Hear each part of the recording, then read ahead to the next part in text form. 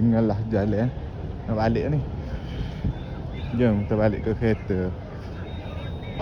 Pasar pagi. Segar-segar bisa. Bisa saya sana. Bisa jelas. Selah. Market di atas jalan. Di atas jalan ni. Kat tu. Tengok turut. Jom.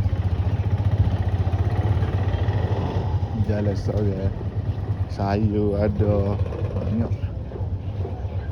Ikut lagi kat kereta nak balik. Kereta sini jual daging situ.